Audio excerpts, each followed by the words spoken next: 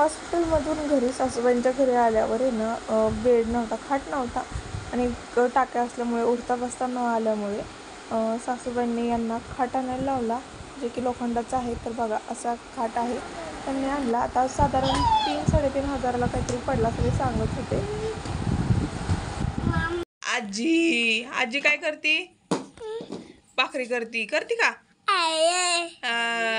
हे तर कोण आहे? दीदी. दीदी इकडे बघ. हा दीदी काय करती?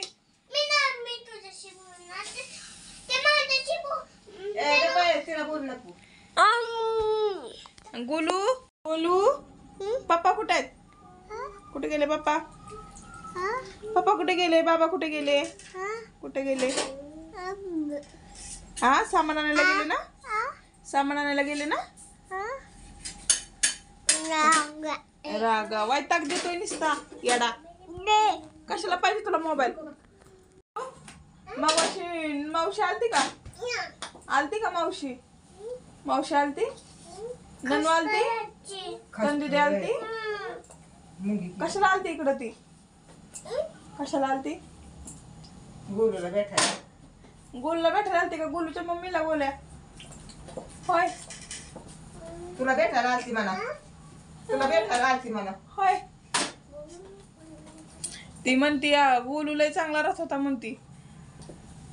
बोलायला फक्त आई नाही दिसली पाहिजे. मग आई असल्यावर येड येतं का? हाय का बघा कसा लाता घालतोय सटा सटा. दर खा. मला लागतंय पोटाला. खाली सर जर खातोय किती. नवीन खोट आणलेला तर मुलांसाठी ना खेळणी झाली. आता याला त्यांनी रेल्वेचा डब्बा करून टाकला. गाडी बोलते वेदिका, कारण की त्याच्या खाली जाऊन लागतायत आणि त्यांना बरं वाटतं. आता बघा हे दोघं पण खाटच्या खाली गंमत करतात, खेळतात. आपटलं डोकं वेदिकाचं. चला किती अंधार आहे माहिती खाली. या इकडं बाहेर या. खाटाखाली जाऊन लपलात तुम्ही दोघं पण. चांगलं झालंय तुम्हाला खाट लपाछपी खेळायला. चला या. उठायला जाऊ नको, गोला लागल बेड डोक्याला. खाली दाखवून ये. खाट लागन डोक्याला रे बाबा लोखंडे. ये इकडे चल वेदिका. दुसऱ्या दिवशी संध्याकाळी आहोने ड्रायफ्रुट्स आणले, जे की डिक वडा बनवायचा म्हणून. आणि आता ही सगळीच तयारी चालू आहे.